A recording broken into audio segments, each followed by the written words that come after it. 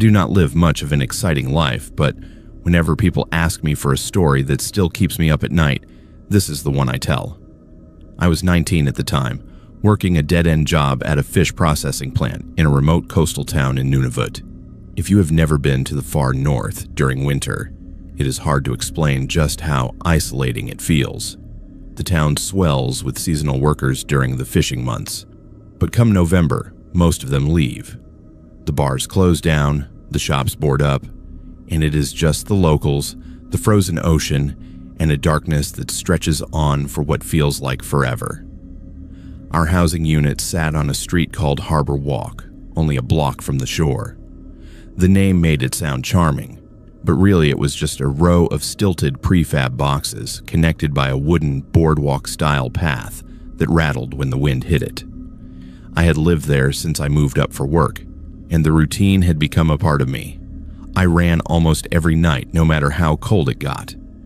It was the only way I could clear my head after long shifts gutting fish in fluorescent-lit warehouses that reeked of salt and blood. I was obsessive about staying in shape, even during the off-season. Winters up there are brutal, temperatures that make your lungs ache and your skin crack. So I usually ran late at night when the wind died down and the cold felt less violent. That night, I had slept through most of the day after pulling a double shift, so I had no choice but to go out around midnight if I wanted to keep my routine intact. I never brought my phone with me when I ran. It was always too cold for the battery to last, and even that little bit of extra weight in my pocket would throw off my stride. I know that sounds ridiculous, but I was that particular about it. The only things I carried were my cheap Garmin watch to track distance and pace, and my house keys. My roommate was incredibly uptight about keeping the door locked at all times, even when we were both home. It was one of those non-negotiable rules he drilled into me from day one, and honestly, I still do not understand why he was so paranoid about it. Most people up there did not even lock their doors.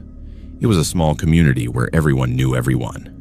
But I respected his neurosis, so I stuffed my keys into my shorts pocket every single time I went out, even if it annoyed me.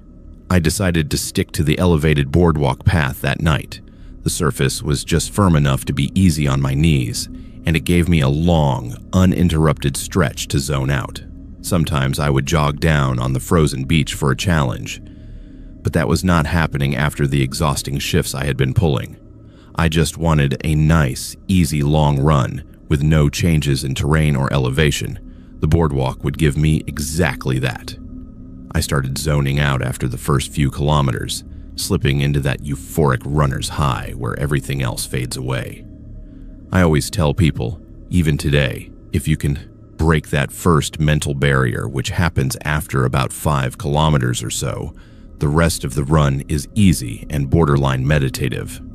I was listening to the rhythmic slap of my shoes against the frozen wood planks, concentrating on the distant sound of the wind scraping across the ice. I was in that perfect flow state where you forget you are even running, where your body just moves on autopilot and your mind drifts somewhere else entirely. But then I heard it. A faint metallic clink.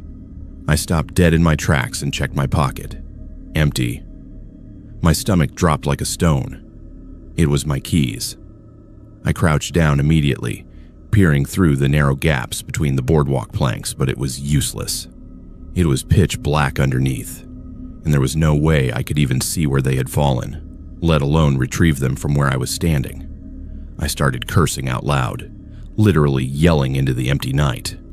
I know that sounds childish, but the adrenaline was still pumping hard from the run, and I was furious that this detour had completely ruined my rhythm. I knew my roommate would have absolutely killed me if I came back without those keys. He had drilled into me how important it was never to lose them, especially because our exact unit number was etched into the metal keychain. It was not just about being locked out. It was about someone potentially knowing exactly which door was ours. Without really thinking it through, I jumped off the side of the boardwalk and landed in the snow below. It was partly a matter of necessity, but also partly pride. I was not just going to walk away from my own belongings. Who does that? The smell under the boardwalk hit me instantly, and it was absolutely vile. It was like rotten seaweed mixed with stale beer and diesel fuel, all layered together in a thick, damp stench that clung to the back of your throat. Imagine filling a bathtub with decomposing kelp and cheap alcohol and then leaving it to ferment for weeks. That is honestly the best way I can describe it. The air was heavy and damp, and every step I took kicked up clumps of frozen sand, scraps of garbage, and things I did not want to identify. I did not have my phone with me, so the weak backlight on my watch was the only thing guiding me, and it was barely doing anything. I crouched down near the spot where I thought my keys had fallen, sweeping my hands through the snow and trash. They were nowhere in sight. Just more garbage, more frozen sand, more stench. I will repeat myself because it bears repeating. It was absolutely disgusting down there. But I needed those keys. I thought about just leaving them and dealing with the consequences. But I had already gotten this far. Turning back now would mean I had gotten covered in filth and stink for absolutely nothing. I tried shifting the snow around, thinking maybe the keys had sunk beneath the surface. But after a few minutes of digging, frustration started to creep in hard. Had I really misjudged the spot by that much? I concluded that had to be the most rational explanation. I'd somehow miscalculated where they had fallen through the gaps. I climbed back up onto the boardwalk, stood exactly where I had stopped running, and tried to figure out a way to mark the precise spot below. That is when I got what I thought was a genius idea. I knelt down, untied one of my shoelaces, and slipped it between the planks, letting it hang down like a little flag. That way, I could crawl back under the boardwalk and spot it easily from below, pinpointing the exact location. As I was standing back up, brushing the ice off my knees, something tugged on the lace, hard. It disappeared into the crack instantly, yanked down into the darkness below, not from the wind, not from me shifting my weight. Something from underneath had pulled it. I could not believe what I had just seen. I was literally frozen in shock, staring at the gap where my shoelace had just been dangling a second earlier. Someone had pulled it. There was someone underneath the boardwalk. My brain immediately started putting two and two together. Whoever was under there probably had my keys too. My first instinct was to run straight home and figure it out later. But then a darker thought crept in. If someone under there had my house keys, they knew exactly where I lived. Our address was etched right into the metal. The idea of some random stranger having that kind of access made my blood boil. I still do not know why I did what I did next. Call it stupid teenage confidence, or just pure adrenaline-fueled recklessness, but I took a deep breath, jumped back down into the snow, and crawled under the boardwalk again. It felt completely different the second time. The air felt heavier, thicker, like it was pressing down on my chest. I was bracing myself for some kind of confrontation, maybe even a fight. At one point, I heard faint shuffling somewhere ahead of me in the darkness. My chest tightened painfully. I swung my watch light toward the sound, but I saw nothing. Just more frozen sand, more wooden support beams, more shadows. I kept moving forward slowly, and then I heard the shuffling again. But this time it came from a completely different direction. That is when I realized the horrifying truth. The noise was not coming from just one spot. There were multiple people under there. That realization hit me like a freight train. Common sense finally struck me square in the face. What in the world could I have possibly expected to happen? Was I just going to fight some crackhead living under the boardwalk in the dark? That was suicide. Pure stupidity. I turned immediately to get out of there, trying not to let panic fully take over. But before I could make it all the way to the edge, something ice cold latched onto my ankle. It was a hand. I screamed in pain as fingernails dug deep into my skin, tearing through the fabric of my running tights. I did not think. I just reacted. I kicked as hard as I possibly could, and my foot connected with something solid. I felt bone or cartilage crunch under the impact. Whoever was holding on to my ankle let go immediately. I scrambled away on my hands and knees, scraping my legs and arms against the sand and splintered wood as I clawed my way out into the open air. I did not stop moving. I did not look back.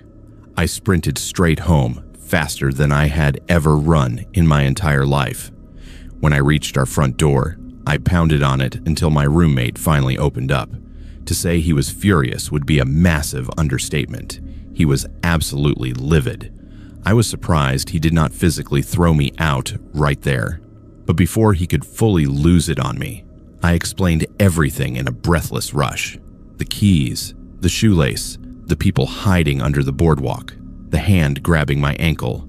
The commotion woke up our neighbor who came over, angry at first. But when she saw the deep scratches and blood on my ankle, her expression shifted to something closer to genuine fear. My roommate did not waste any time. He called the local RCMP detachment, and the next morning, we had a locksmith come out to change all the locks on our unit. For a couple of days afterwards, things felt relatively normal again. I figured that was the end of it. Just a weird, messed up night that I would eventually try to forget. But then, a few mornings later, I woke up to loud, insistent knocking at the front door. It was early, way too early for visitors or deliveries. I sat in bed for a while, waiting for my roommate to deal with it. But when he did not move, I decided to handle it myself. I pulled on a hoodie and went to the door. I looked through the peephole, but there was no one there. Confused, I opened the door and looked around. There was no one in sight on the street. No cars, no people, nothing. Right when I was about to close the door and go back to bed, I noticed something out of the corner of my eye. Sitting on the frozen doormat, meticulously cleaned and gleaming in the early light, was my shoelace. The one from that night. I slammed the door shut without another thought. We got a security system installed that very afternoon. For weeks afterwards, my roommate and I lived in constant low-level fear, jumping at every creak and shadow. But nothing ever happened after that. When I think back to this experience, I still cannot rationalize the events that took place. Even though I do not live in that unit anymore, it still creeps me out knowing that some random stranger not only has my keys, but took the time and effort to return my shoelace in the most unsettling way possible. They wanted me to know they had been there. They wanted me to know they could find me. The thing about driving the winter road late at night is that it used to be one of the most peaceful parts of my job. I worked as a supply courier for a logistics company that serviced remote communities across northern Manitoba, and the long stretches of isolated highway between towns became almost meditative after a while. There was something calming about the emptiness, the way the headlights carved through total darkness, the occasional flicker of northern lights dancing across the sky like green ghosts. No traffic, no lights, no houses for hundreds of kilometers. Just frozen forest, endless snow, and the hum of the engine. If you have never driven a winter road during the deep freeze of February, it is hard to explain just how alone you feel out there. It is the kind of solitude that makes you feel like the last person on Earth. And for the longest time, I actually enjoyed that feeling. I was 26 when this happened, and I had been running that route for almost 3 years without incident. I knew every turn, every landmark, every place where the ice groaned loudest on the lakes we crossed. That particular night, I was making a return trip from a small reserve back to my home base in Thompson. The load was light, just empty crates and paperwork, so I was making good time. The temperature had dropped to nearly -40, cold enough that you could feel it seeping through the truck's heating system no matter how high you cranked it. I had my thermos of coffee, my playlist on low, and I was settled into that familiar rhythm of long-distance driving, where your body is on autopilot but your mind wanders somewhere else entirely. About halfway through the drive, I started to feel something strange. It was not anything I could put my finger on at first, just this creeping sensation that I was being watched. I shook it off, telling myself it was just fatigue, or the isolation playing tricks on my mind. But then I glanced in the rearview mirror, more out of habit than anything else, and I saw something that made my stomach drop. there was a figure standing on the road far behind me, illuminated by the red glow of my taillights. A person, alone, standing completely still in the middle of the winter road. I blinked hard, thinking maybe it was a trick of the light, or a road sign I had forgotten about. But no, it was definitely a person. A lone figure, motionless, facing in my direction. I tried to rationalize it immediately. Maybe it was someone from one of the communities out for a walk, or dealing with a broken-down vehicle I had not noticed. But even as I thought it, I knew how absurd that was.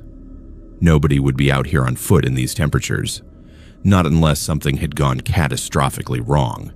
And if that were the case, they would be waving me down, calling for help, not just standing there like a statue. I kept driving, but I could not stop myself from checking the mirror again a few minutes later.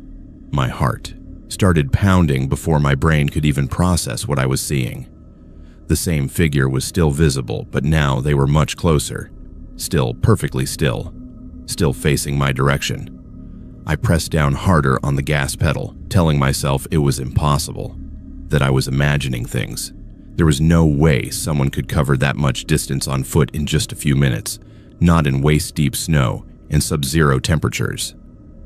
But curiosity mixed with rising panic made me keep checking the mirror, and every single time I looked, he was closer, always motionless when I looked, always facing me, never running, never walking, just somehow appearing nearer with each glance. The road felt endless, stretching out into a black void that swallowed my headlights. I started to hear things too, faint crunching sounds like footsteps on hard-packed snow, but only when I eased off the gas.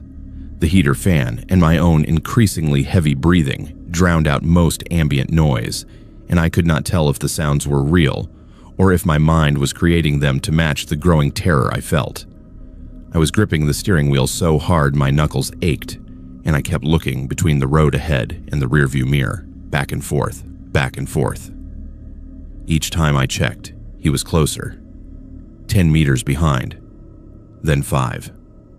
Then close enough that I should have been able to make out features, but his face was hidden beneath a dark hood, and the red taillights only caught the outline of his shape. My chest was so tight I could barely breathe. The rational part of my brain kept screaming that this was not possible, that no human being could keep pace with a truck going 80 kilometers an hour, but my eyes were telling me something completely different. Finally, after what felt like hours, but was probably only 20 minutes, I saw the distant glow of lights marking the edge of town. Relief flooded through me so powerfully I almost started crying.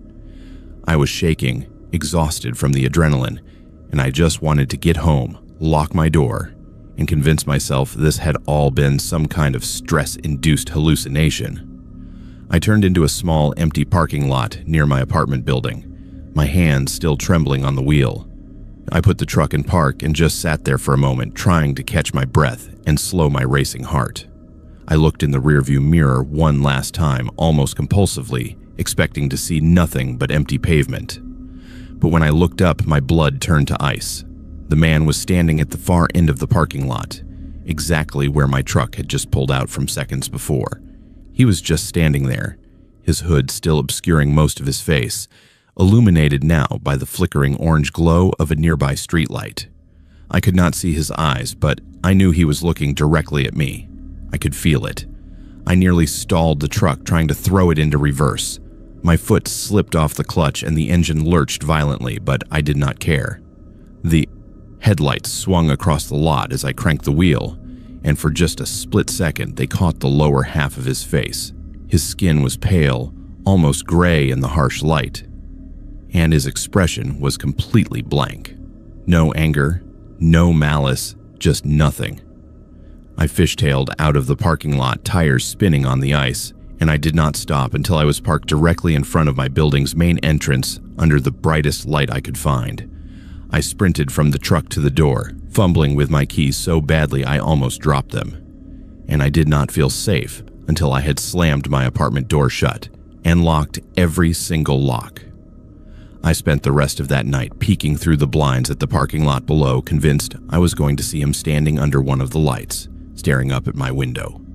Every shadow looked like him. Every movement of the trees in the wind made my heart race. I did not sleep at all that night. And when the sun finally came up, I felt more exhausted than I had after any shift I had ever worked. I called in sick for the next 3 days, something I had never done before. I told my supervisor I had the flu, but really I just could not bring myself to get back in that truck. The thought of driving that route again, of seeing him in the rearview mirror, made me physically ill. In the following weeks, I had recurring nightmares about him. In every single one, he was standing at the end of some long space. A hallway, a parking lot, a road, a frozen lake. Always motionless, always facing me, and always a little bit closer every time I looked. In some of the dreams, I would turn away and then turn back, and he would be right behind me, close enough to touch, but I would wake up before I ever saw his full face. My mind kept trying to fill in the blank, making him worse than anything real could possibly be. I started having panic attacks whenever I had to drive at night, even short distances in well-lit areas. My hands would shake, my breathing would get shallow, and I would have to pull over until it passed. Eventually, I begged my supervisor to reassign me to day routes only, and when he pushed back, I told him I would quit if he did not accommodate me. He must have heard something in my voice that convinced him I was serious, because he agreed without any more questions.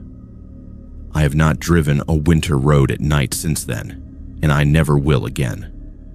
My friends and family think I am being irrational, that I am letting one weird experience control my life, but they were not there. They did not see him. They did not watch him get closer and closer in the mirror, while their brains screamed that it was impossible. What haunts me most is that I never truly saw his face.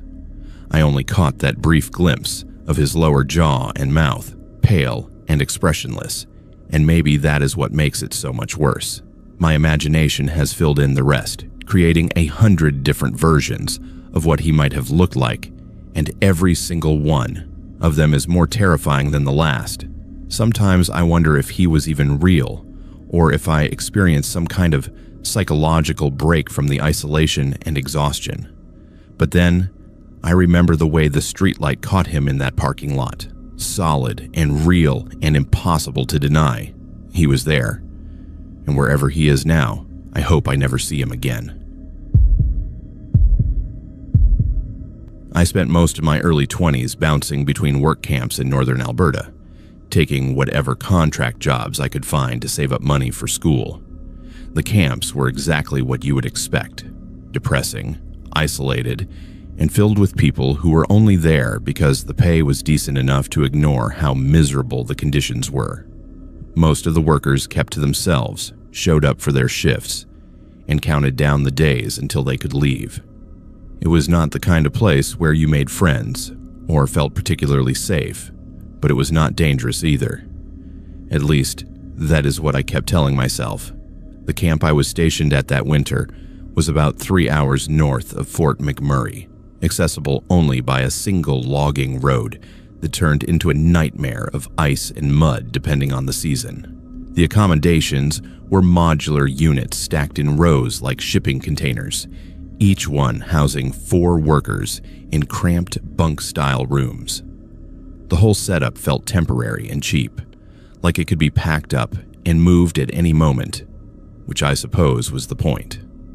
The worst part about the camp was not the work itself, but the layout. Whoever designed it clearly did not think about convenience or comfort.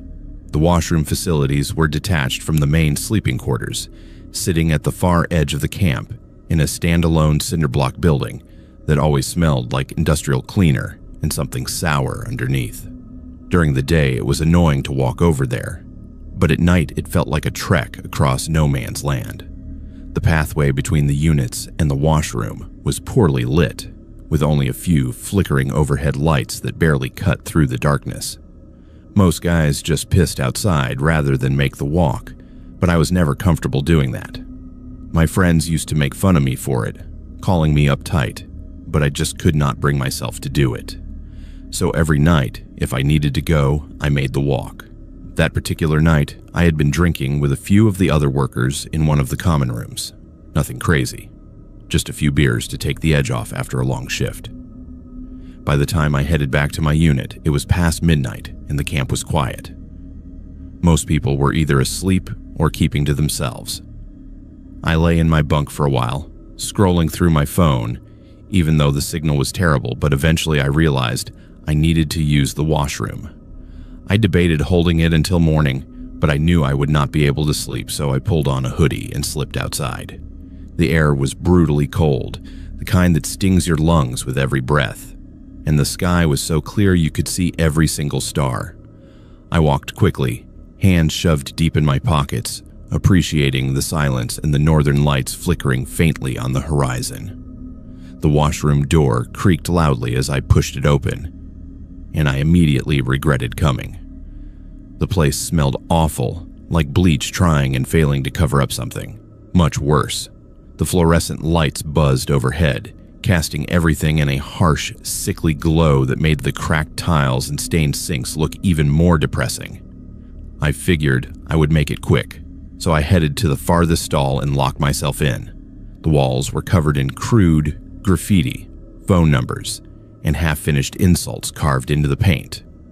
I was reading some of the more absurd messages when I heard the door creak open again. I winced, annoyed that I would no longer have privacy, and I listened as footsteps slowly entered the washroom. But the footsteps did not head toward the urinals or the sinks. They just circled the room, slowly, deliberately, like someone was pacing. At first, I thought maybe it was just another drunk worker wandering around aimlessly, but something about the rhythm felt off.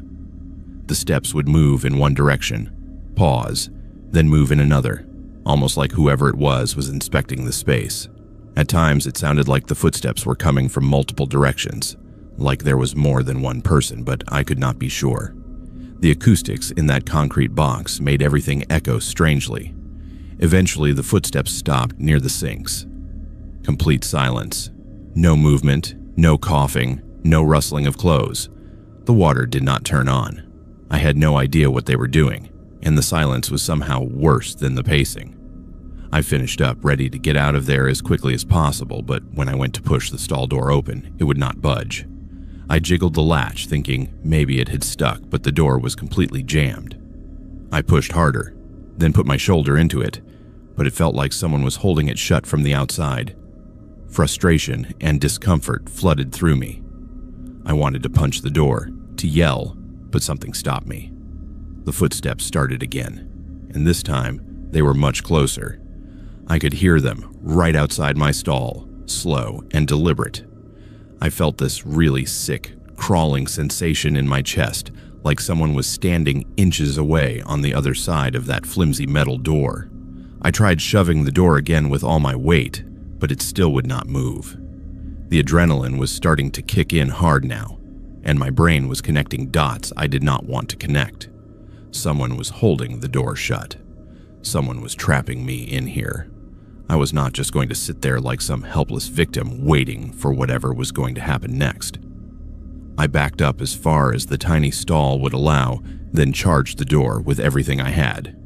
It finally gave way, the latch snapping open, and I stumbled out into the main washroom area. As I burst out, I caught a glimpse of the main bathroom door swinging shut, like someone had just slipped out at the exact moment I broke free.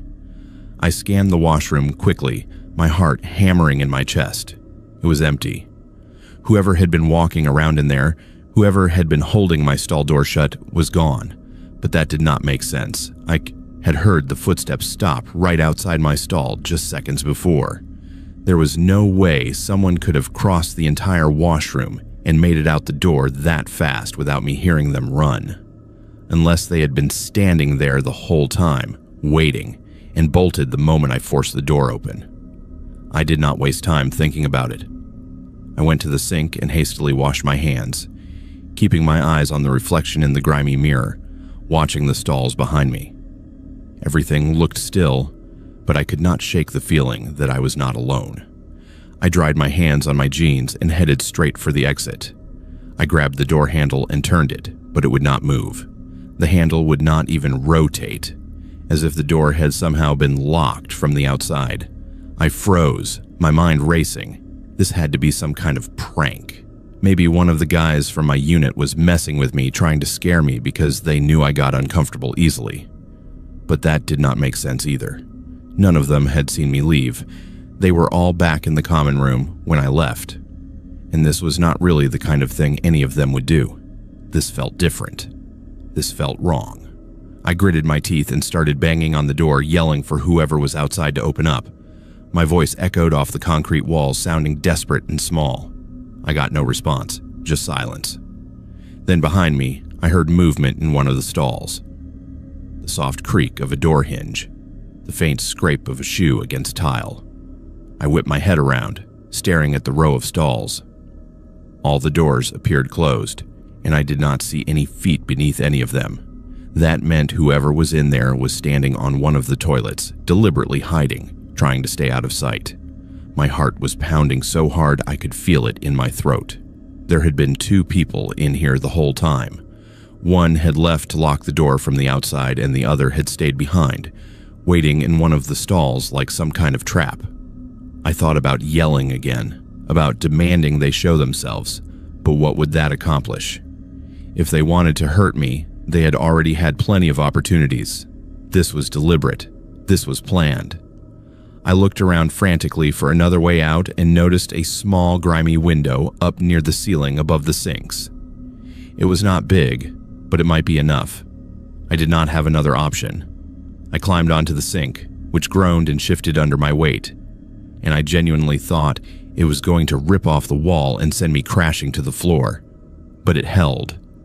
I shoved the window open, the hinges protesting loudly, and started pulling myself up. I was halfway through, my legs still dangling inside, when one of the stall doors behind me suddenly burst open with a loud bang. I locked eyes with a man for just a split second. He was standing in the doorway of the stall, and the image burned into my brain instantly. He was incredibly hairy, with wild, unkempt hair and a thick beard, and his skin was so pale it almost looked gray under the fluorescent lights. But what disturbed me most was his clothes. He was dressed like a teenager, wearing a faded band shirt and ripped jeans, but this man had to be at least 50 years old. His expression was completely blank, not angry or threatening, just empty. I did not waste another second. I scrambled the rest of the way through the window and dropped down hard onto the frozen ground outside. My knee slammed into the ice and pain shot up my leg, but I did not care. I just ran. I sprinted back toward the main camp, limping slightly, not daring to look back until I was inside one of the lit buildings. I called the camp security office from a supervisor's desk, and they showed up within minutes. When they checked the washroom, it was empty. The door was unlocked, the window still open, but the man was long gone. That part of the camp was completely dead at night. No shops, no other buildings, and definitely no security cameras. There was no way to prove what had happened. No way to identify who he was or where he had gone. The security officer walked me through everything, taking notes, and pointed out fresh scratches around the outside door handle. He said it looked like someone had tampered with the lock mechanism, jamming it from the outside so it would not open from the inside. He told me I was smart to go through the window, that waiting around could have ended very badly. But that was it. No investigation, no follow-up, nothing. I left the camp 2 days later, breaking my contract early and forfeiting the rest of my pay. I did not care.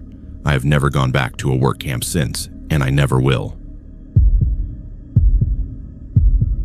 I'm sorry in advance if I mess up some of the details of this story, but it happened when I was really young. I do not remember exactly how old I was at the time, maybe 8 or 9, but I know it was during one of those summers my family spent at my grandparents' place, near a small lakeshore community in northern Ontario. It was kind of like the family hub every summer. A bunch of us would pile in for weekends or entire weeks at a time. My siblings, my cousins, my aunts and uncles, sometimes even family friends. The house was not anything fancy or modern, but it had enough bedrooms to sleep our whole extended family, and it was really close to the lake. I used to spend entire days playing in the sand, riding my bike around the neighborhood, exploring the woods with my cousins. Every summer I spent there felt amazing. It still feels like an extended fever dream, especially now as I am getting further and further removed from that blissful childhood. I remember that particular summer being different, though. There was some big flooding forecasted, one that had the whole community scrambling to take precautions months in advance. The town decided to build these massive sand barriers along the shore as a makeshift flood wall. I am not sure if calling them barriers is exactly accurate. They were huge. I mean, to a kid they looked like castle walls or mountain ranges. I bet the aerial view of the shoreline during that time would have looked absolutely insane. That summer, my siblings and I spent hours climbing those sand walls, tumbling down the other side, pretending we were scaling fortress walls or sneaking into enemy territory. It was the best playground we could have asked for. But it was also really weird. Usually, when you are standing on the boardwalk facing the lake, you can see the water stretching out in front of you, endless and calming, but those sand walls completely block the view.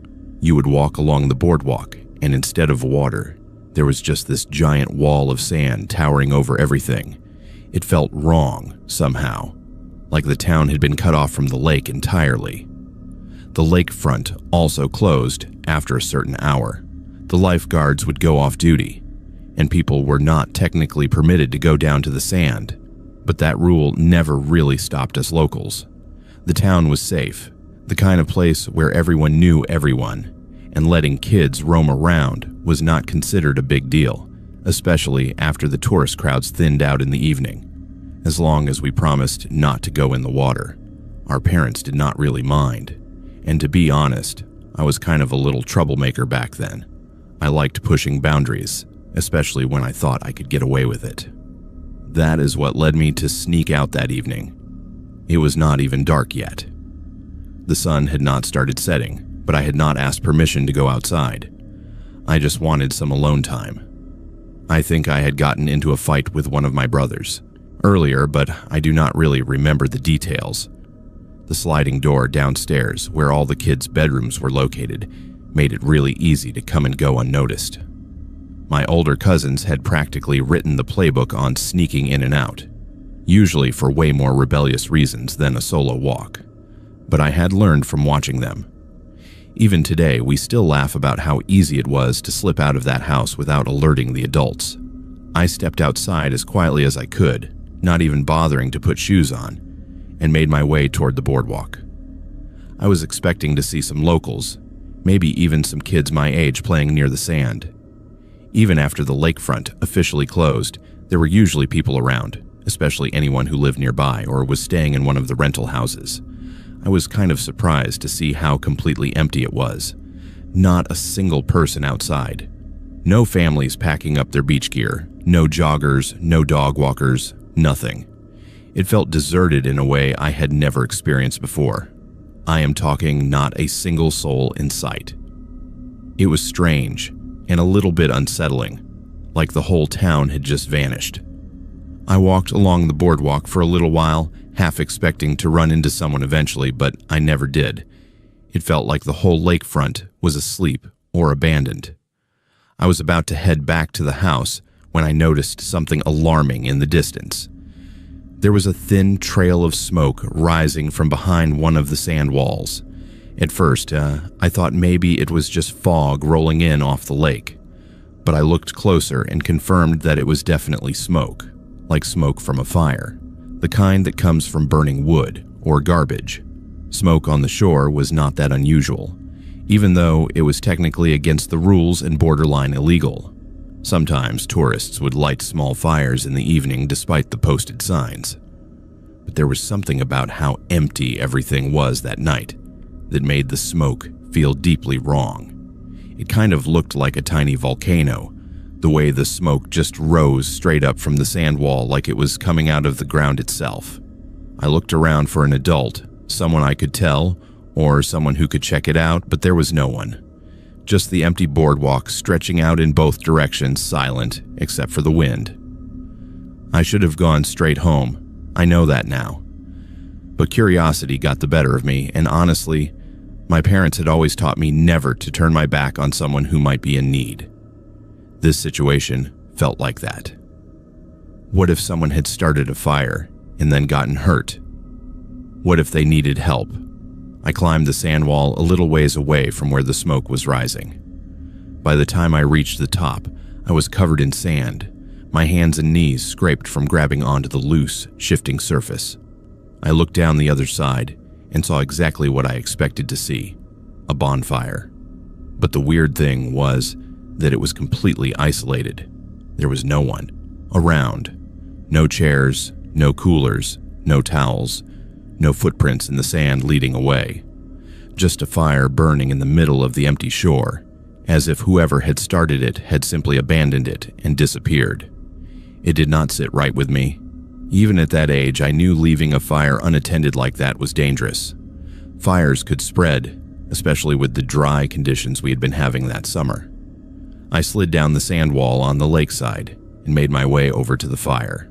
I stood there for a second, just staring at it, trying to figure out what to do.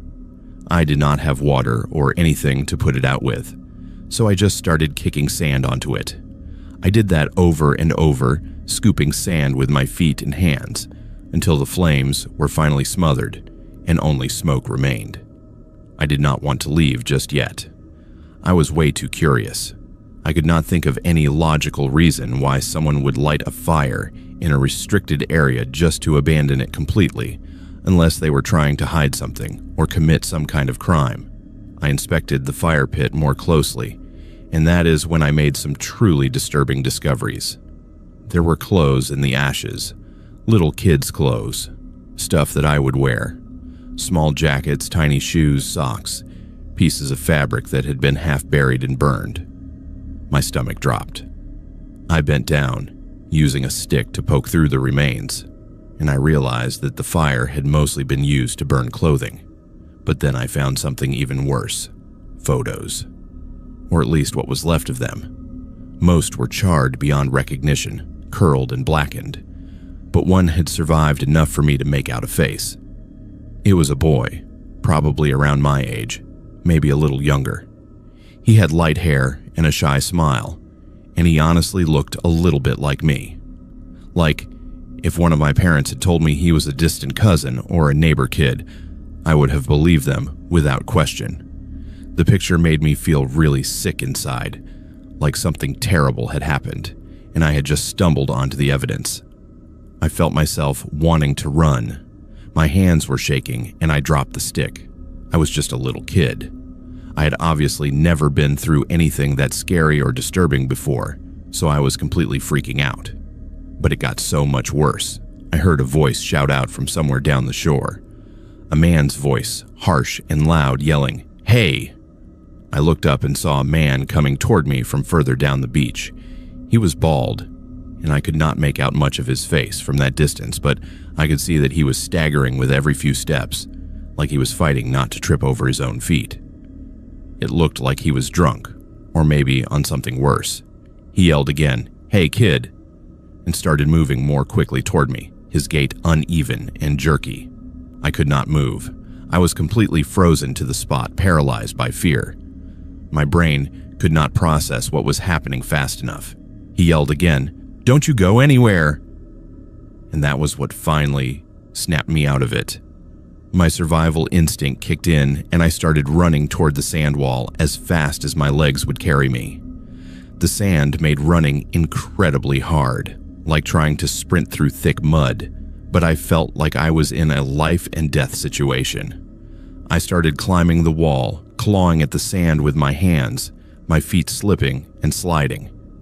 I could hear him yelling obscene things behind me, his voice getting closer and louder. He was gaining on me. Just as I reached the top of the sand wall, I felt fingernails clawing at my ankle, scratching and grabbing. By some miracle, he was never able to get a solid grip on me. I vaulted myself over the top of the wall and tumbled down the other side, landing hard on the boardwalk side. I did not stop. I sprinted all the way home, looking back over my shoulder a few times to make sure he was not following me. He was not, but I kept running like my life depended on it. When I got back to the house, I immediately went to my bedroom and started crying. I wanted to tell my parents. I really did. But all I could think about was how much trouble I would be in for sneaking out. I was terrified they would ground me for the rest of the summer, or worse, and I convinced myself that staying silent was the safer option. So I kept my mouth shut. Looking back, I know I should have said something. I should have told my parents, or any adult, what I had seen. But I did not, and nothing ever came of it as far as I know. There were no news reports, no police presence at the lakefront the next day, no missing children reported in the area. I still do not know what to make of this, even though it happened such a long time ago. I cannot help but feel like there is more to the story, something I will never understand. What terrifies me the most is how eerily similar that kid in the photo looked to me. Sometimes I wish I could go back in time and tell my younger self to speak up, to tell someone what I saw, but I cannot. All I can do is carry that memory with me and hope that whoever that boy was, he is okay. I spent 2 years working as a mechanic at a remote mining operation in northern Quebec, and those were some of the strangest, most isolating years of my life. The camp was located about 400 kilometers from the nearest proper town, accessible only by a single logging road that turned into an absolute nightmare during winter. Communication with the outside world was spotty at best. We had satellite internet that worked maybe half the time, and cell service was completely non-existent. News traveled slowly up there, filtered through whatever fragments we could pick up on the radio, or through emails that took hours to send. Because of that isolation, rumors became our main source of entertainment. People would start wild stories about things happening in other camps, about workers going missing, about strange lights in the forest, and within days, those stories would spread through the entire operation like wildfire. Most of it was nonsense, just bored men trying to make life more interesting, but every now and then, you would hear something that made you wonder if maybe there was some truth buried in the exaggeration. I was 24 at the time, and I had taken the job specifically because it paid well, and I needed to save money quickly. The work was brutal, long shifts in freezing conditions, but the money was good enough that I could ignore how miserable everything else was. The camp itself was a collection of modular buildings and trailers arranged in a rough grid, connected by gravel paths that turned to ice for most of the year. There were maybe 60 of us living there at any given time, a mix of mechanics, engineers, equipment operators, and supervisors. Everyone kept to themselves for the most part. You would see the same faces in the dining hall or the common room, exchange a few words, and then go back to your routines. It was not the kind of place where you made close friends. People were too tired, too focused on getting through their contracts and getting out. That particular night, it was storming hard. The wind was howling so loud, you could hear it even inside the buildings, and the snow was coming down in thick, blinding sheets. A few of us were sitting in the common room after our shifts, half watching a movie on a laptop, when someone turned on the radio to check the weather forecast. The reception was terrible, full of static and cutting in and out, but we managed to catch fragments of an RCMP broadcast. It was hard to make out the details, but we heard enough to piece together that they were looking for someone, a dangerous escapee, possibly heading north. The dispatcher mentioned something about a violent offender who had fled custody somewhere south of us, and there was concern he might be trying to disappear into the remote areas where tracking him would be nearly impossible. One of the supervisors laughed it off immediately, saying there was no way anyone would come all the way up here. He pointed out that we were hundreds of kilometers from anywhere, that the roads were barely passable, and that even if someone did make it this far, they would freeze to death within hours if they did not have shelter. Most of us agreed. It seemed absurd to think that some fugitive would risk his life trying to reach a place as isolated as our camp. We dismissed it as irrelevant and went back to whatever we were doing. but I could not shake the uneasy feeling that settled in my stomach. Something about the whole situation felt off, even if I could not put my finger on why. Later that night, the power started flickering. It happened occasionally during storms, so nobody panicked, but it was annoying. The lights would dim, the heating systems would stutter, and then everything would come back online a few seconds later. What we did not realize until the next morning was that the flickering had knocked out some of our exterior cameras and several of the floodlights that illuminated the pathways between buildings. The camp security was minimal to begin with, just a couple of cameras and motion sensor lights, so losing even a few of them made everything feel more vulnerable. Around 11 that night, I realized I had left some tools in one of the equipment sheds across the camp. I needed them for an early morning job, and I did not want to deal with the hassle of retrieving them in the dark at 5 in the morning, so I volunteered to make the walk and grab them. It was only a few minutes away, and I figured it would be quick and painless. I bundled up in my parka and headed out into the storm. The wind hit me like a wall the moment I stepped outside, and the cold cut through my clothes almost immediately, despite all the layers I was wearing. The snow was coming down so thick, I could barely see more than a few meters ahead.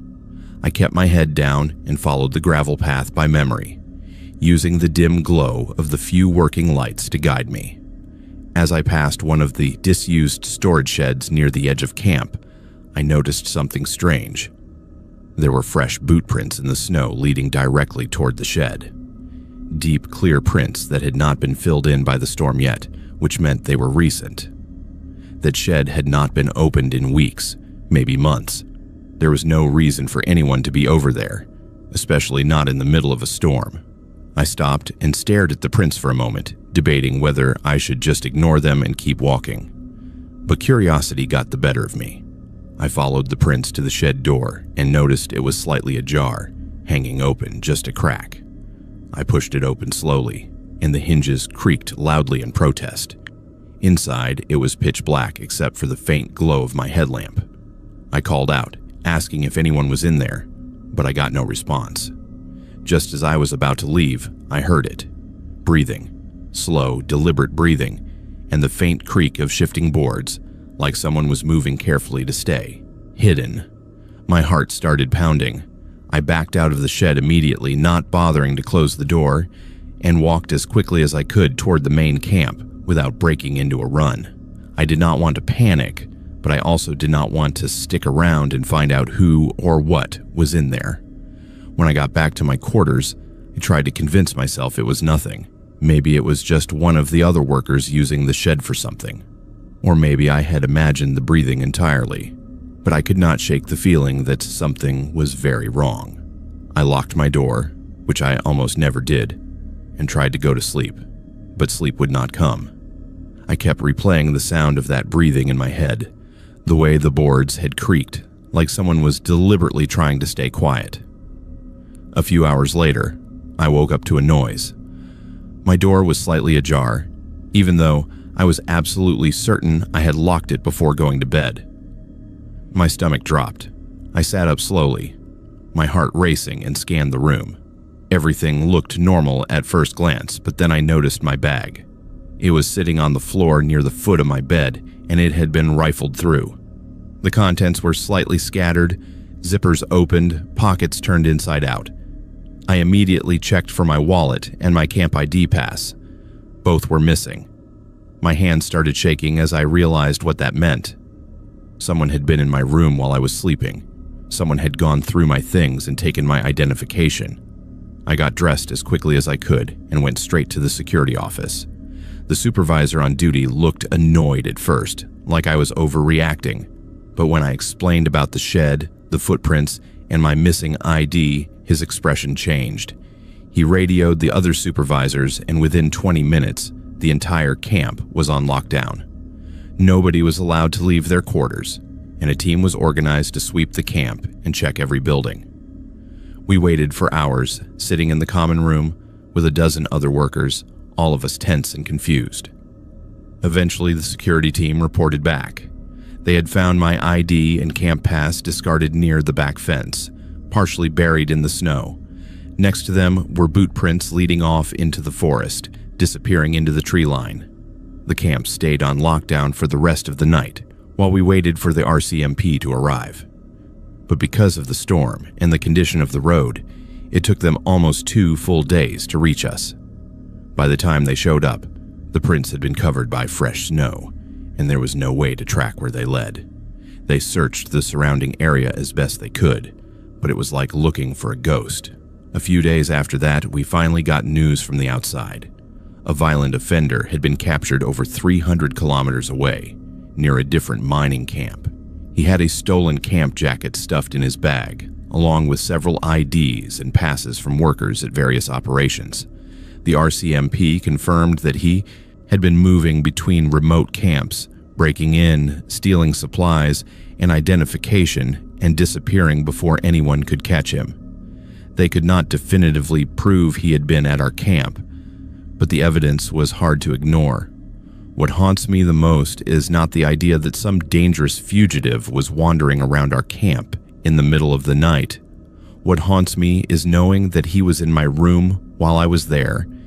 He stood over me while I slept, went through my belongings, took my ID, and left without waking me. I keep thinking about how close I was to waking up and catching him in the act, and what might have happened if I had. Would he have run? Would he have attacked me? I will never know, and maybe that is for the best. But the thought of it, the idea that someone was standing in the darkness just a few feet away from me, breathing quietly, and going through my things is something I cannot shake. I left that job a few months later. I told everyone it was because I found better work closer to home, but really, I just could not stay there anymore. Every night, I would lie in bed and wonder if my door was really locked, if someone was standing outside listening, waiting for me to fall asleep. I have never gone back to remote work since, and I do not think I ever will. Living in a small northern town in Yukon means relying heavily on the internet and social media, especially during the long winter months when darkness dominates most of the day. I moved up there for work when I was 25, taking a government contract that paid well but required me to spend at least 2 years in one of the most isolated communities I had ever seen. The town had maybe 300 permanent residents, a handful of essential services, and not much else. The winters were brutal, not just because of the cold, but because of the isolation. The sun would set around 3 in the afternoon and would not rise again until almost noon the next day. That kind of darkness does something to you. It makes you feel disconnected from the rest of the world, like you are living in a bubble where time moves differently and nothing outside really matters anymore. To combat that crushing sense of isolation, I relied on video calls and messaging apps to stay connected with friends and family back south. It became a nightly ritual for me. I would make myself dinner, settle onto my couch with my laptop, and spend a few hours talking to people I missed. People who reminded me that there was a world beyond the frozen darkness outside my window. The internet up there was terrible, though. We had satellite service that would cut out randomly, especially during storms or heavy cloud cover. Sometimes, it would take hours to load a single web page, and video calls were a gamble. You never knew if the connection would hold or if you would spend the entire conversation frozen on a buffering screen. Cell service was completely non-existent unless you drove almost an hour south to the nearest highway. So messaging apps and email were our only real options for communication. Most people in town had learned to live with it, to accept that staying connected required patience and a lot of frustration. I had gotten used to it too, or at least I thought I had. That night, though, everything changed.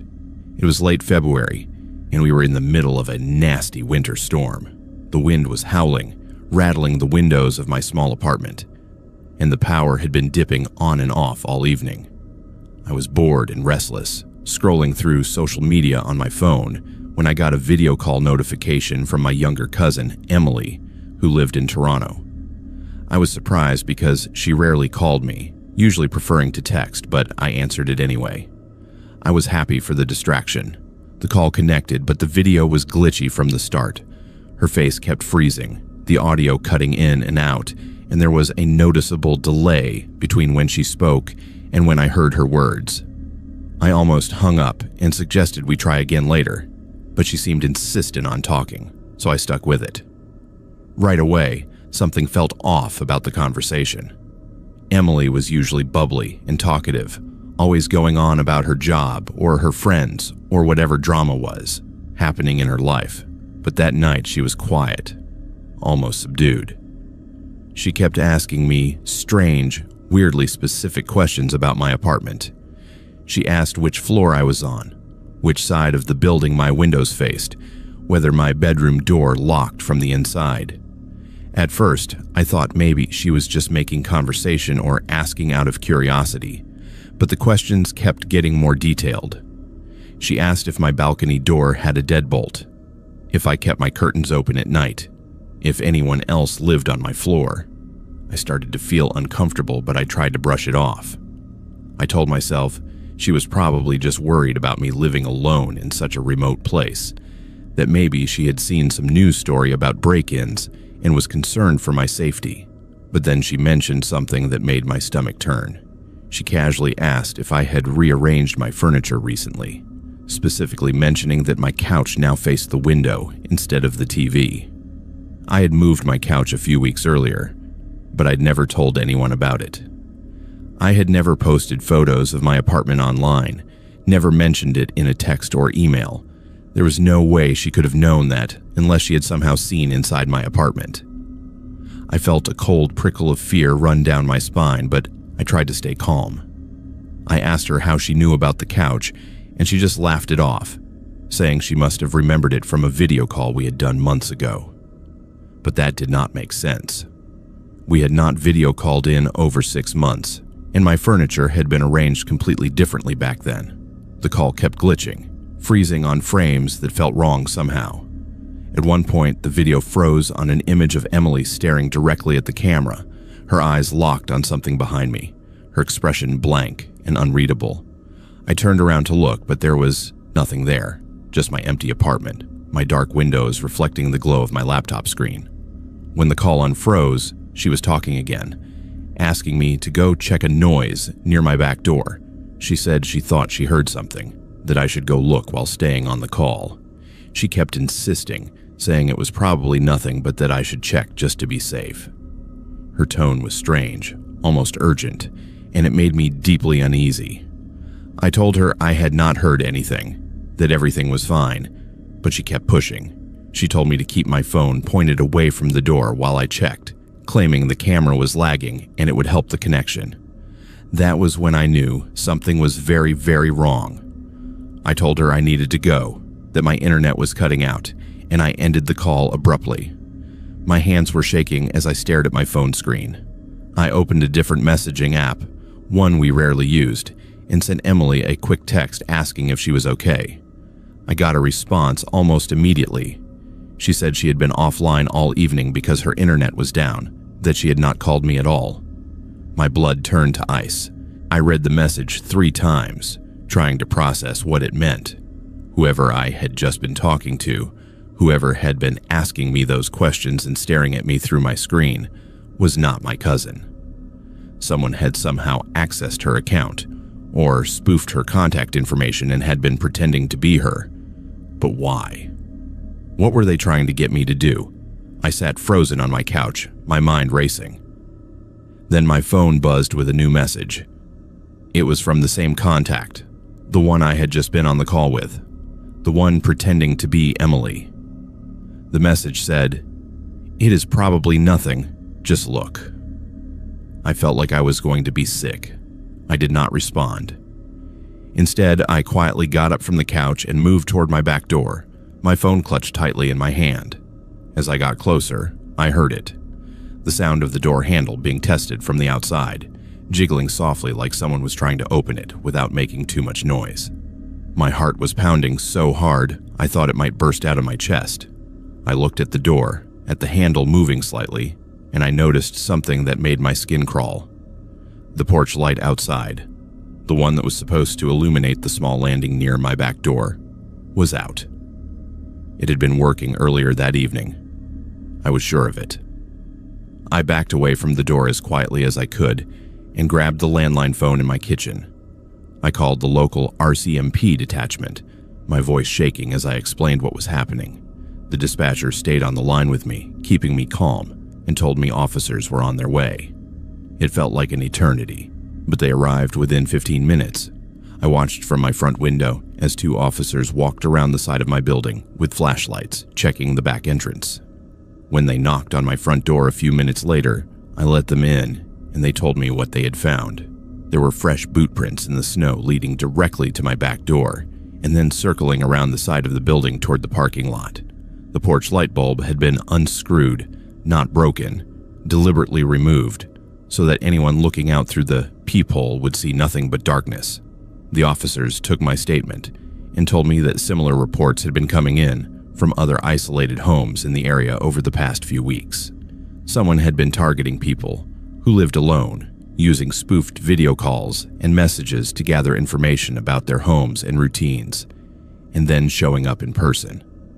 They said I was lucky I had not gone to check the door, that whoever was out there had likely been waiting for me to open it or get close enough to see through the window. They increased patrols in my area and told me to report any further suspicious activity immediately, but they also admitted that tracking down whoever was doing this would be difficult. The accounts used for the calls were always fake or hacked, and there were no security cameras in most residential areas.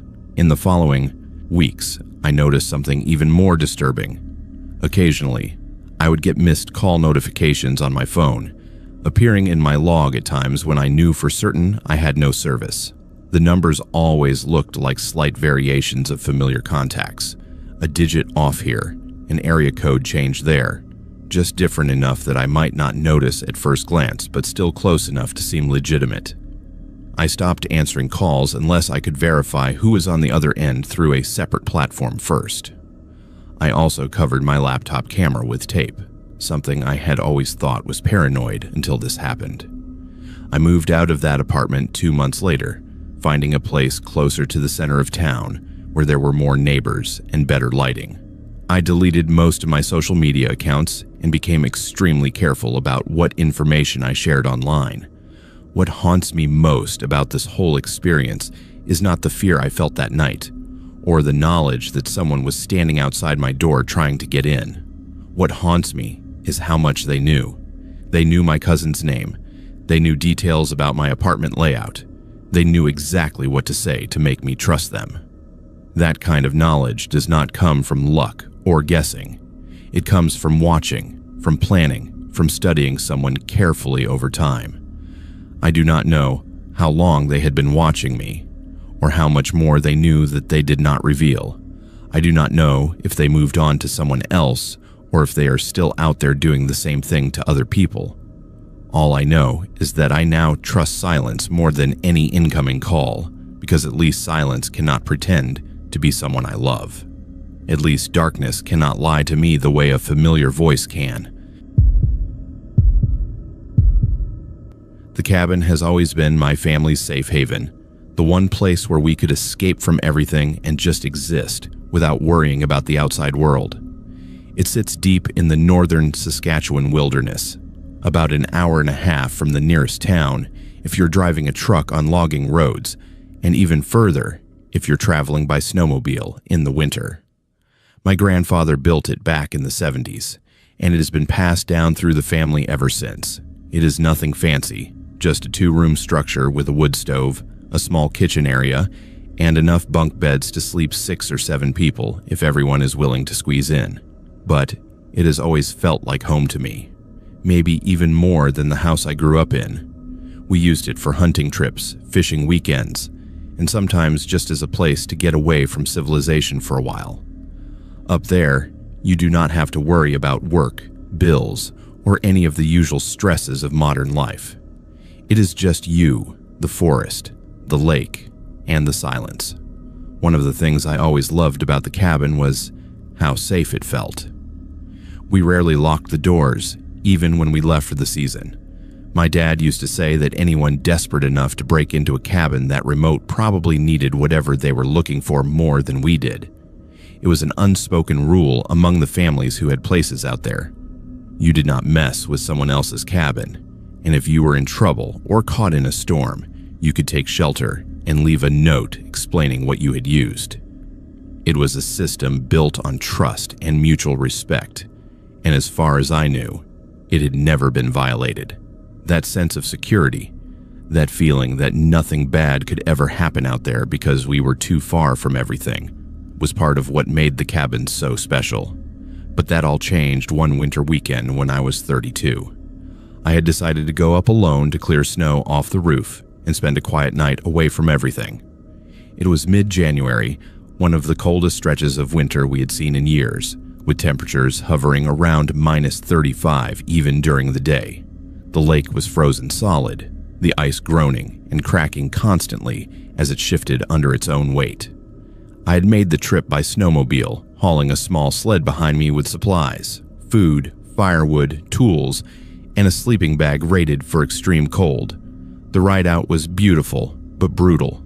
The wind cut through my layers like they were not even there, and by the time I reached the cabin, my face was numb and my fingers ached despite the heavy gloves I was wearing. I got the wood stove going immediately, letting the heat slowly fill the small space, and spent the afternoon clearing the roof and checking for any damage from the heavy snowfall. Everything looked fine. The cabin was in good shape, and I felt satisfied knowing it would be ready for the family when spring came around. As darkness fell, the temperature dropped even further. The wind howled through, the trees bending them and sending snow swirling in every direction. I made myself a simple dinner, heated some water for coffee, and settled onto the old couch near the stove with a book. The only sounds were the crackle of the fire, the wind outside, and the occasional deep groan from the lake ice. It was the kind of peace you can only find in places like that, miles away from other people, completely disconnected from the noise of the world. I remember thinking how lucky I was to have this place, to have somewhere I could come and just be alone with my thoughts. I fell asleep on the couch sometime around 10, the fire still burning low, too tired and comfortable to bother moving to one of the bunks. I woke up in the middle of the night to a sound that did not belong. At first, I thought I was dreaming, but then I heard it again. Crunching. The unmistakable sound of someone walking slowly on crusted snow. It was faint, but deliberate. The kind of sound you only hear when someone is trying to move carefully, trying not to make too much noise, but unable to avoid it entirely. I sat up slowly, my heart already starting to pound, and listened. The crunching continued circling around the outside of the cabin. The windows were small and positioned high on the walls, so from my angle on the couch I could not see much. Just the faint glow of moonlight reflecting off the snow outside, and shadows moving across the ceiling as whatever was out there passed by the windows. I told myself it was probably an animal. A moose, maybe, or a caribou. They sometimes wandered close to cabins in the winter, looking for shelter from the wind or scraping snow off the ground to find food underneath. But the pattern of the sound was wrong. It was too rhythmic, too measured. Animals do not walk like that. Animals do not circle a building methodically, stopping at intervals as if inspecting it. I got up from the couch as quietly as I could, my legs stiff from sleep and cold, and moved toward the front window. I pressed myself against the wall and peered out through the corner of the glass, trying to see what was out there. At first, I saw nothing, just snow, trees, and the pale light of the moon. But then I saw movement, a shape staying just beyond the edge of the light, lurking near the tree line. It was too tall and too still to be an animal. My chest tightened. There was someone out there. I heard the front door handle being tested, the latch rattling softly as someone tried to open it from the outside. I had left it unlocked following the old family habit, and now I was cursing myself for it. The door creaked slightly as it was pushed open an inch, then stopped. I had wedged my boots against the base of it when I came in, more out of habit to keep the draft out than any real concern for security. and that small barrier seemed to be enough to make whoever was outside hesitate. The rattling stopped, and for a moment, everything was silent. I stood there, frozen, barely breathing, waiting to see what would happen next. Then I heard footsteps moving away from the front door, crunching through the snow toward the back of the cabin. I moved quickly, grabbing the shotgun my grandfather had always kept mounted above the door. It was old but well maintained, and I knew it was loaded because I had checked it when I arrived. I did not know if I would actually use it, but holding it made me feel less helpless. I crept toward the back window, the one that looked out over the small porch where we used to clean fish in the summer. I heard the sound of something scraping against wood, and then I realized what was happening. Someone was trying to lift the window from the outside. The latch was old, just a simple hook and eye setup that could probably be forced open with enough pressure. I moved to the window and slammed my hand against the frame from the inside, startling whoever was out there. For just a split second, I saw pale fingers curled over the sill, trying to grip it, and then they disappeared. I backed away from the window, my hands shaking, the shotgun heavy in my grip. I wedged the couch against the back door and shoved one of the wooden chairs under the front door handle. It was not much, but it was something. I stayed awake for the rest of the night, sitting in the corner of the room with the shotgun across my lap, listening to every sound. I heard the footsteps return a few more times, circling the cabin, testing the doors and windows again, but they never tried to force their way in. It felt like whoever was out there was studying the cabin, learning its layout, figuring out the weak points. Around 4 in the morning, the sounds finally stopped. I heard retreating footsteps crunching away into the distance, fading into the forest, and then nothing. When the sun finally came up, I did not waste any time. I gathered my things as quickly as I could and went outside to start the snowmobile. That is when I saw them. Boot prints in the snow, everywhere. They circled the entire cabin multiple times, stopping at every window and door. Whoever had been out there had spent hours walking around the building, inspecting it from every angle. There were places where the prints stopped, and the snow was disturbed, as if someone had crouched down and looked through the gaps in the foundation, or peered through the lower windows. It made my skin crawl. I followed the tracks as far as I dared, and they led off into the tree line toward the frozen lake, eventually disappearing into an area where the wind had blown most of the snow away. I reported it to the RCMP when I got back to town, and they told me they would send someone out to check, but I knew it was pointless. By the time they got there, the tracks would be covered by new snow, and there would be no way to identify who had been there. A few weeks later, I heard rumors from other cabin owners in the area. There had been a string of break-ins at remote properties over the winter. Nothing was ever stolen, which was the strangest part. People would come back to their cabins and find signs that someone had been inside. Doors left open, furniture moved, food eaten, beds slept in. It was like someone was just passing through, using the cabins as temporary shelters, but deliberately leaving evidence behind to let people know they had been there. What disturbs me most is not that someone tried to get into the cabin. It is how patient they were. They did not try to smash a window or kick down a door. They walked around for hours, testing every entry point, studying the building, waiting for an opportunity. It felt methodical, calculated, like they were not just looking for shelter, but for something else. Like they were watching me specifically. I've been back to the cabin a few times since then, but never alone, and I always lock every door and window now. The sense of safety I used to feel out there is gone, replaced by the constant awareness that we are not as isolated as we think we are, and that the wilderness is not as empty as it seems. When you live in a small northern town in the Northwest Territories, you learn pretty quickly that the usual ways of buying and selling things do not really work.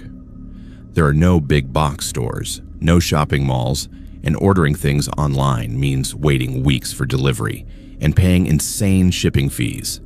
So everyone up there relies on local buy and sell apps and Facebook groups to trade everything from used furniture to snowmobiles to baby clothes. It is how the community functions. You post what you have. Someone messages you, you arrange a meetup, and that is it. I had been using these apps for almost 2 years without any issues.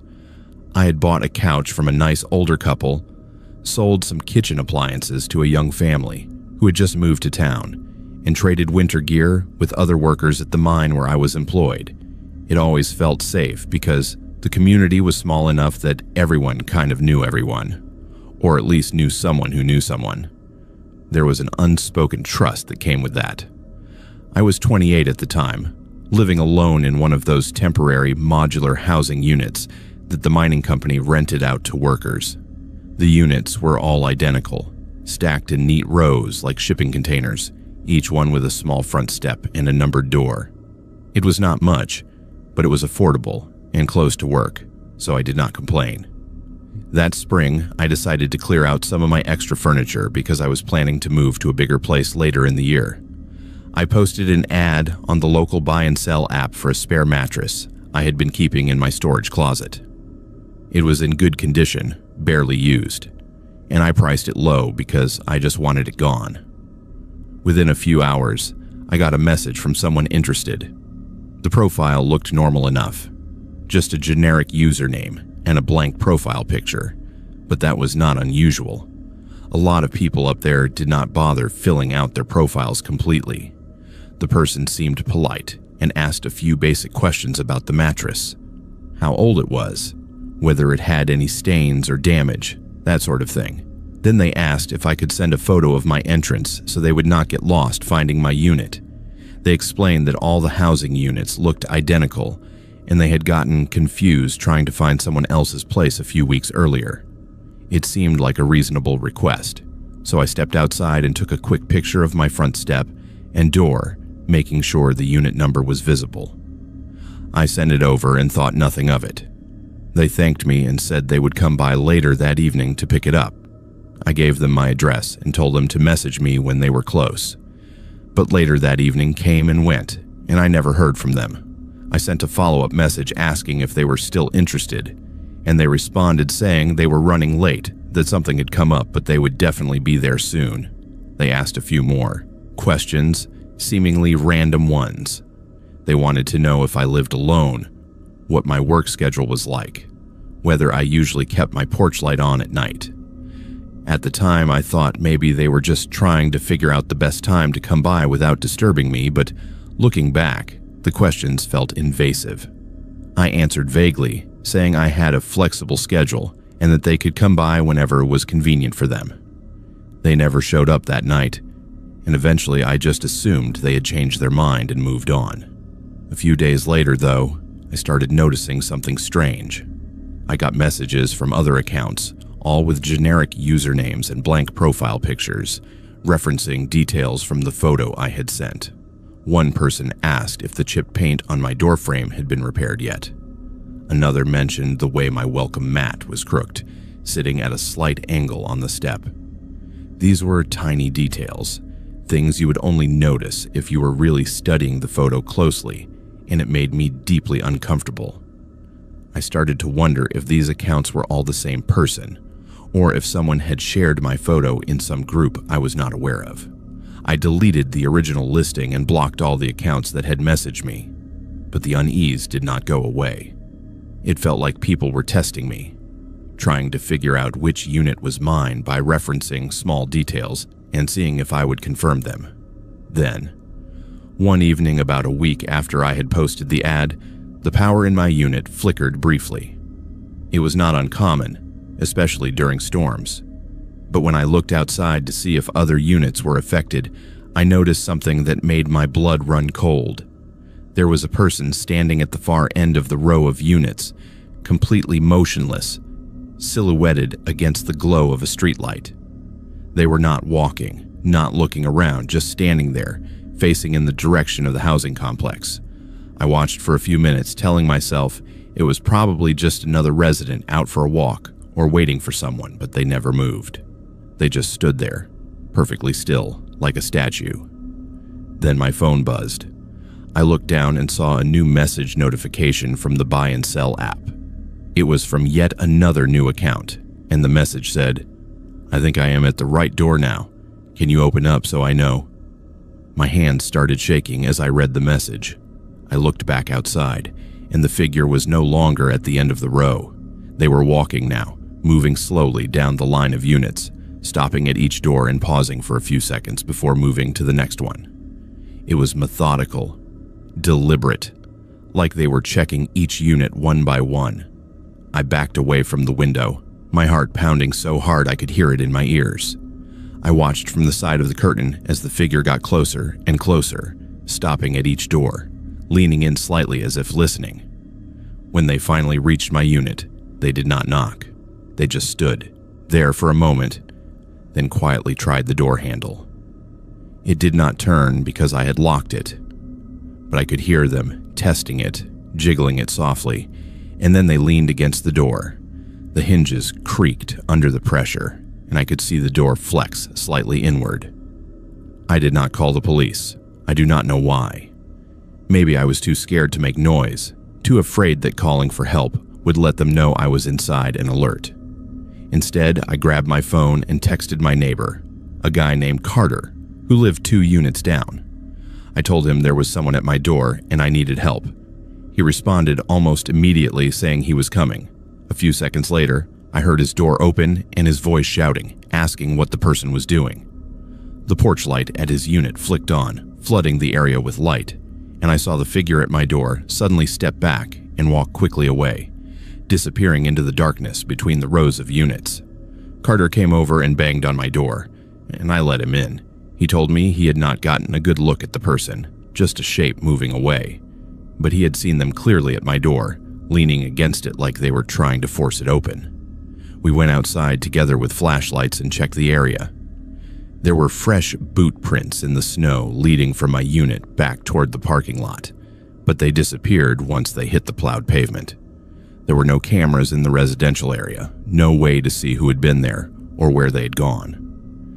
Carter stayed with me for a while, making sure I felt safe, and then he went back to his unit. I spent the rest of the night sitting on my couch with all the lights on, staring at the door, jumping at every sound. The next morning, I checked the buy and sell app and noticed something disturbing. The buyer account that had originally messaged me, along with the review they had left on my listing saying they had picked up the mattress and giving me 5 stars, had completely vanished. The listing itself was gone, scrubbed clean like it had never existed. But then, over the next few days, I started getting new messages from fresh accounts. They were short, cryptic, unsettling. As one said, "Wrong unit last time." Another said, "One not happen again." The spelling and grammar were off, like whoever was sending them was doing it quickly or did not care about being coherent. I reported everything to the RCMP, and they took my statement seriously, but there was not much they could do. The accounts were untraceable, created with fake information and disposable email addresses. They increased patrols in the area and told me to keep my doors locked and report any further incidents, but I knew that was not enough. I deleted the app entirely, stopped posting anything online that could reveal where I lived, and started being hyper-vigilant about my surroundings. A few weeks later, I requested a transfer to a different unit on the other side of the complex, telling my landlord wanted more space, but really just needing to feel like I was not in the same place that person had found. The company approved the move without asking too many questions, and I packed up everything and left within a week. Even now, months later, I refuse to post any photos online that show even a hint of where I live. No pictures of my front door, no identifying landmarks, nothing that could be used to locate me. I have become obsessive about privacy in a way I never was before. I check every account that messages me, reverse search profile pictures, verify identities through multiple platforms before agreeing to meet anyone. My friends think I am paranoid, that I am overreacting to one bad experience, but they were not there. They did not see that figure moving down the row of units, stopping at each door, methodically searching. They did not feel the door creak under the weight of someone leaning against it, testing it, waiting What terrifies me most is how much effort went into finding me.